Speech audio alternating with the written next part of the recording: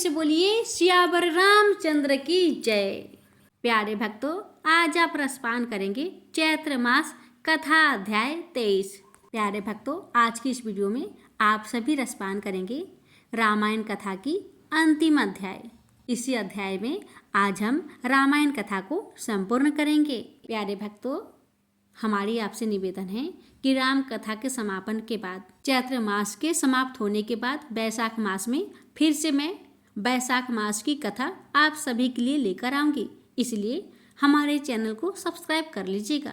आइए रसपान करते हैं राम कथा की आगे की वृत्तांत।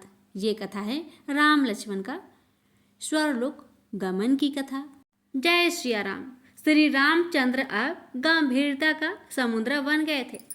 नारी कोमल हृदय होती है, परंतु समय आने पर चट्टानों से ढींढ भी हो जाती है। सीता ने यह सिद्ध कर दिया था। जब श्री राम ने उनका परित्याग किया तो परित्यक्त जीवन जीते सीता जी ने भी निश्चय कर लिया था कि अब कभी प्रभु श्री राम उनका मुख न देख पाएंगे। अपने इस निश्चय पर दृढ़ रहकर उन्होंने अंतिम समय पर कठोरता धारण कर ली थी। जब चाहा अपना लिया और जब चाहा त्याग दिया। नारी खिलौना नहीं है। सीता की गति में यही संदेश है। श्री राम जब से लव कुश को लेकर अयोध्या लौटे हैं, तभी से उनके नेत्र में अन्नपूर्णा है। होती भी क्यों ना, उनकी प्राण प्रिया से उनका अस्थायी वियोग हो गया। अब संसार उनके लिए नीरस हो गया था। उन्हें भी प्रस्थान करना था। भूलोक पर मनुज रूप में आने के सभी उद्देश्य पूरे हो गए थे। देव दानव और मानव सभी का ही तो हो गया था। अतः अब स्वलोक गमन होना ही श्रेष्ठ था। श्री रामचंद्र जी ने गुरु वशिष्ठ को बुलाकर राज कार्यों से संन्यास लेने की इच्छा प्रकट कर दी। वशिष्ठ जी समझ गए कि अब प्रभु श्री राम अपनी लीला का समापन करना चाहते हैं। अतः उन्होंने सभी मंत्रियों और सभासदों को प्रभु की इच्छा से अवगत कराकर युवराज लव के राज तिलक की तैयारियां कर दी। अयोध्या में उत्सव होने लगे। घर घर में मंगल गान गाए जाने लगे। अतिथियों का आगमन होने लगा। राज्य में अनेक अतिथि शिलाएं बनाई गई। सुदूर राज्य से नरेश आ रहे थे। अयोध्या का आतिथ्य सुख प्राप्त होना बड़े गौरव की बात थी।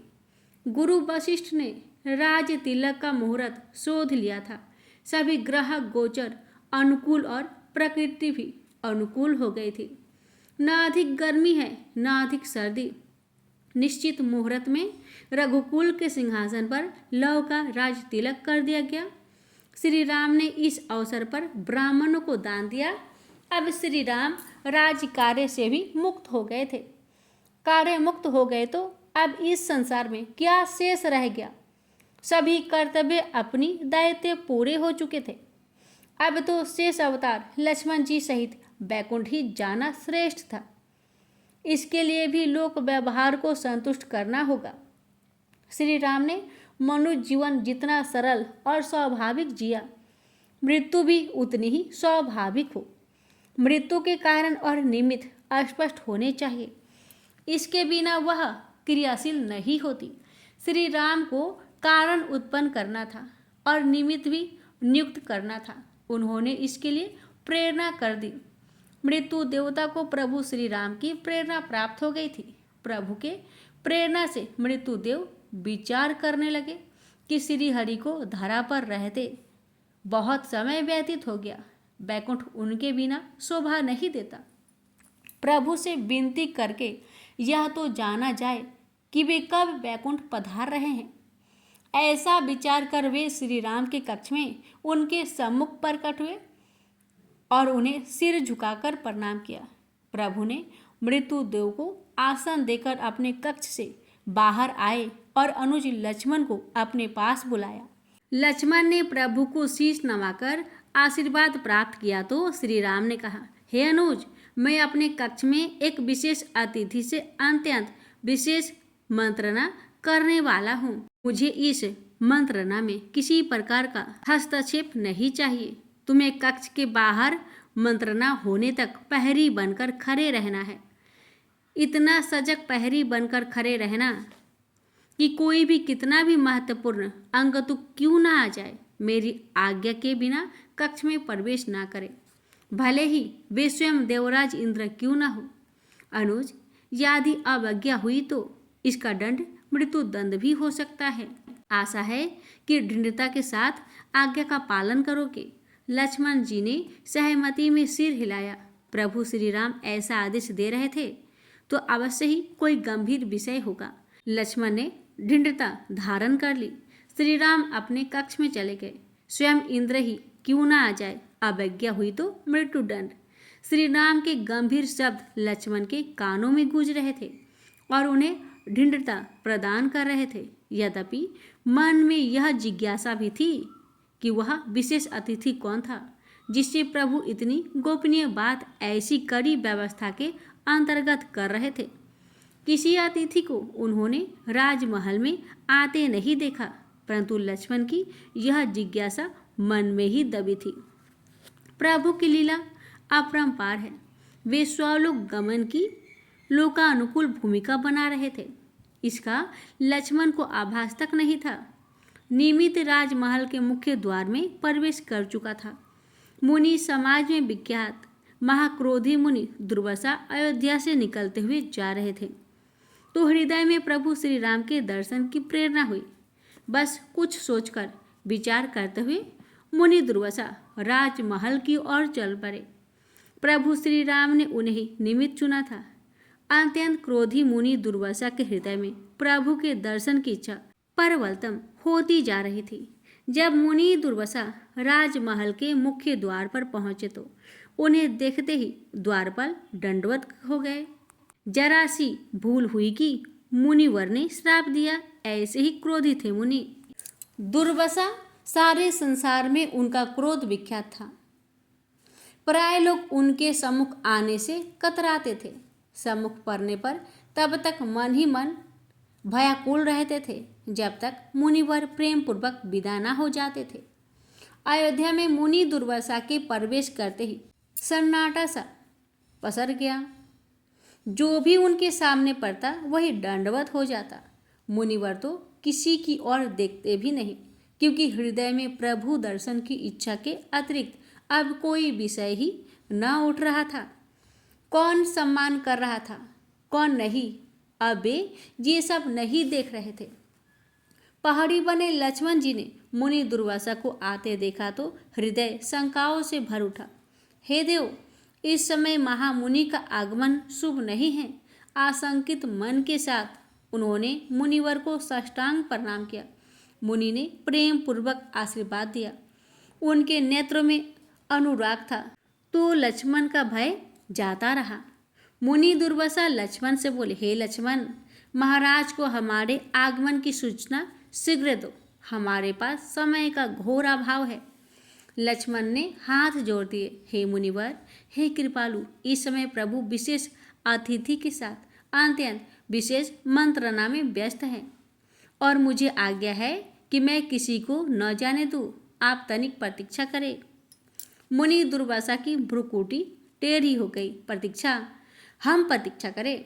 दुर्वासा किसी की प्रतीक्षा नहीं कर सकते। देवता भी उन्हें प्रतीक्षा नहीं करा सकते। ऐसा अभिमान कि दुर्वासा को तुच्छ समझ लिया। हमसे भी विशेष अतिथि कौन होगा? लक्ष्मण, हमारे क्रोध को जागृत ना करो, अति शीघ्र जाकर महाराज को सूचना दो। लक्ष्मण ने मुनिवर के चरण पकड़ लिए। हे मुनिश्रेष्ठ, आप क्रोधित ना हो, मेरी कठिनाई को समझने की कृपा करें। मैं आज्ञा का उल्लंघन नहीं कर सकता।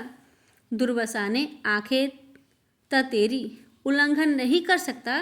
कर तो रहा है ऋषि आज्ञा का उल्लंघन। यह साधु का अपमान है, तिरस्कार है। यह राजमद का अभिमान है। यह प्रभुताई का अहंकार है। दुर्वासा के लिए असहनीय है। राज आज्ञा के उल्लंघन का दंड सरल हो सकता है, किंतु मुनि की आज्ञा के उल्लंघन का दंड तो सर्वनाश करेगा। लक्ष्मण, अंतिम चेतावनी देता हूँ, तत्काल हमारी संतुष्टि करो, अन्यथा हम अयोध्या का सर्वनाश कर देंगे। हमारे तप के प्रभाव को गौण समझने की भूल ना करो, हम श्री राम को ही श्राप दे देंगे। लक्ष्मण भय से कांप उठे। मुनि ने अपने कमंडल में हाथ डाल दिए थे। एक और श्री राम के द्वारा मृत्यु दंड और दूसरी ओर महाक्रोधी महर्षि द्वारा सर्वनाश। हे देव, यह क्या दुविधा उत्पन्न कर दी। प्रभु के आदेश का मर्म अब लक्ष्मण की समझ में आया। स्वयं इंद्र भी आ जाए तो भी प्रवेश नहीं करने देना, इतना गंभीर आदेश अकारण कैसे हो सकता था। श्री राम के प्रत्येक व्यवहार में रहस्य था, संदेश था। दुर्वासा मुनि क्रोध से कांप रहे थे और लक्ष्मण भय से। क्या करे, दिमाग कूंद हो गया था। वे निर्णय नहीं कर पा रहे थे कि क्या करे। लक्ष्मण, हमारे धैर्य की बहुत परीक्षा हो गई, अब परिणाम भुगतने को तैयार हो जाओ। मैं महर्षि दुर्वासा अभिमानी राजा राम को क्षमा मुनिवर क्षमा।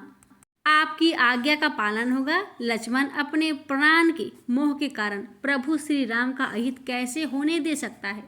प्रभु मृत्यु दंड भी देंगे तो वह मोक्ष के समान होगा, प्रभु का आशीर्वाद होगा। आप तनिक ठहरिए। दुर्वासा ने हाथ कमंडल से बाहर निकाल लिया और विजयी मुद्रा में मुस्कुराए। उनके विरुद्ध जाने का साहस कौन कर सकता था। अखिल ब्रह्मांड में दुर्वासा की आज्ञा का उल्लंघन कोई नहीं कर सकता था। लक्ष्मण ने उन्हें भी परशुराम समझ लिया क्या। यह तपोबली दुर्वासा थे जिनके समक्ष श्री हरि भी नत होते थे। लक्ष्मण अपना बलिदान देने को तत्पर थे। प्रभु हित में तो प्राण भी चले जाए तो भी संकोच ना करेंगे। प्रभु को और नियति को यही स्वीकार था, अन्यथा ऐसी कठिन दुविधा उत्पन्न ही नहीं होती। मुनि दुर्वासा का ऐसा कठिन समय में आगमन प्रभु की प्रेरणा के बिना नहीं हो सकता। आश्चर्य, कुछ ही क्षणों में मुनि अनुराग भरी मुद्रा में आ गए और अब उनका क्रोध न जाने कहाँ उड़न छू हो गया था। यह सब प्रभु की प्रेरणा ही तो थी। यही सब प्रभु की इच्छा के बिना नहीं हो सकता। अतः कैसा सोच विचार। लक्ष्मण ने धीरे धीरे कक्ष के कपाट खोल दिए। सामने बैठे हुए मृत्यु देव की दृष्टि उन पर पड़ी और वे तुरंत ही अंतर्ध्यान हो गए। श्री राम ने लक्ष्मण को देखा तो उनके नेत्र रक्तिम हो गए। अनुज, तुमने हमारी अवज्ञा की। श्री राम ने लक्ष्मण से कहा, हमारी चेतावनी को तुच्छ समझा। हमने कहा था कि अवज्ञा हुई तो दंड मृत्यु दंड भी हो सकता है। लक्ष्मण, तुमने आज राम को संकट में डाल दिया। मैं वचन हार नहीं हो सकता, परंतु कैसे तुम्हें मृत्यु दंड दे दूं। मेरे नेत्रों के सम्मुख से चले जाओ लक्ष्मण, मैं तुम्हारा मुख नहीं देखना चाहता। लक्ष्मण अवज्ञा का कारण भी न बता सके और प्रभु ने उन्हें त्याग दिया, तो अब कैसे उनके नेत्र को पीड़ा दे सकते थे। प्रभु ने अपना मुख घुमा लिया था, तो अब शेष क्या था। लक्ष्मण विलाप करते हुए कक्ष से बाहर निकले तो दुर्वासा अस्तबद्ध खड़े थे। उनकी साधु हठ ने क्या अनर्थ कर दिया था। जग विदित राम लक्ष्मण की जोड़ी को ऐसे तोड़ दिया जैसे साग से पत्ता। दुर्वासा करवद होकर श्री राम से बोले, हे प्रभु, अपराध मुझसे हुआ, दोषी मैं हूँ, अभिमान मुझसे है, दंड मुझे दीजिए। लक्ष्मण जी निर्दोष है। मुझ अधम ने श्राप देने का विचार भर किया और आपने उसे सत्य कर दिया। क्षमा महाप्रभु क्षमा। मुनि आर्त होकर प्रभु के चरणों से लिपट गए। श्री राम ने उन्हें उठाकर अपने हृदय से लगा लिया। हे मुनिवर, आप क्यों शोक करते हैं। नियति को यही स्वीकार था, होने को कौन टाल सकता था। आप तो केवल निमित्त बने। करुणा निधान प्रभु ने मुनिवर का संताप हर लिया तो मुनिवर शांत हो गए। लक्ष्मण विलाप करते हुए राजमहल से बाहर जा रहे थे और दास दासियां एवं रानियां सभी सन्न रह गई थी। हाय विधाता, यह कैसी विपदा आ गई है।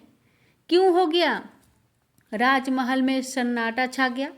क्या हुआ कोई नहीं जानता, परंतु जो देखा उसने ही स्पष्ट कर दिया था कि कुछ अधिक ही अनर्थ हो गया था। लक्ष्मण राजमहल से बाहर निकलकर राजपथ पर दौड़े जा रहे थे। पूर्ववासी चकित और भयभीत हो उठे। सर्वत्र सुख शांति के बीच यह कैसा व्यवधान आ गया। लक्ष्मण नगर से बाहर आ गए। प्रभु ने जिसे त्याग दिया उसका जीवन व्यर्थ है। लक्ष्मण ने सरयू में प्रवेश कर लिया और धीरे धीरे वे सरयू की गहराई में समाते जा रहे थे।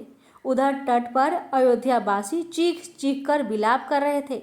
श्री राम के आदर्श जीवन ने चहु और धर्म की स्थापना कर दी थी। उनके उज्जवल चरित्र के समाज को कोई नई दिशा प्रदान की। श्री राम के पावन चरित्र को घर घर में सम्मान दिया जाता था और लोग उनका अनुसरण करते थे। माताएं अपने पुत्र को राम जैसा बनने की शिक्षा देती थी। पिता अपने पुत्र को श्री राम की पितृभक्ति का उदाहरण देते थे। ऐसा कोई घर, ग्राम और नगर न था जहाँ नित्य राम चर्चा ना होती हो। साधु परंपरा में राम के अतिरिक्त कोई बात न होती थी। वे श्री हरि का मनुज अवतार थे, परंतु समाज उन्हें श्री हरि का अवतार समझकर नहीं, उनके मानवीय आदर्शों के कारण उनकी भक्ति करते थे। श्री राम लोक व्यवहार में महाराज थे और भक्ति मार्ग में प्रभु थे। जाके रही भावना जैसी, प्रभु मूरत देखी तिन्ह जैसी। श्री राम का पावन चरित्र विराट, विहंगम और विशेष था। श्री राम एक थे, परंतु लोगों की दृष्टि में अनेक स्वरूप हो गए थे। माता पिता उनमें अपना पुत्र देखते थे, युवक उनमें भाई देखते थे, भीलकोल उनमें सखा देखते थे, तो मुनिजन उनमें इष्ट देखते थे। अयोध्या में सर्वत्र सुख शांति थी। राजा लव ने अपने पिता के आदर्शों व मूल्य का अनुसरण करते हुए शासन संभाल लिया था। कुश को उत्तर पूर्व का राज्य दे दिया गया था, जिन्होंने कुशीनारा नाम की राजधानी बसा ली थी। भरत और शत्रुघ्न उनके पुत्र कैकेयी आदि परदेशों के अधिपति हुए। शत्रुघ्न और उनके पुत्र को दक्षिण पूर्व का दायित्व सौंपा गया। लक्ष्मण के पुत्र को पश्चिम पूर्व में राज्यभार मिला। श्री राम ने सबको संतुष्ट कर दिया था, अब वे स्वयं को संतुष्ट करना चाहते थे। बैकुंठ में लक्ष्मी जी उनकी प्रतीक्षा कर रही थी। शेष अवतार लक्ष्मण अपने मूल स्वरूप में पहुंच गए थे। अब प्रभु को भी अपनी नर लीला का समापन करना था। देव ऋषि नारद श्री राम के मनुज रूप के अंतिम दर्शन कर लेने की इच्छा से अयोध्या आ गए। श्री राम की मनोहर छवि देखकर नारद जी भाव विभोर होकर उनकी स्तुति करने लगे। हे नाथ, आप ही सर्वत्र सर्वज्ञ और सर्वहितकारी है। आपने अपनी कृपा से अखिल ब्रह्मांड के समस्त जड़ चेतन का मंगल किया है। आपने दुष्टों पर भी करुणा की और उन्हें परम गति प्रदान की, जिनके पाप पर्वतों से भी ऊंचे हो गए थे और उनके उद्धार का कोई मार्ग न था। ऐसे पापियों को भी आपने सहज में मोक्ष प्रदान किया। आपकी करुणा से सब तर गए। प्रभु श्री राम ने देव ऋषि को अपने हृदय से लगा लिया। नारद राम अवतार में भी उनके परम स्नेही थे। देव ऋषि ने दर्शन सुख का आनंद लिया। अब यह मनोहर छवि नेत्रों में बसा लेनी चाहिए, क्योंकि श्री राम मानव जीवन की नश्वरता का भी पालन करने वाले थे। जीवन मरण धर्मा होता है।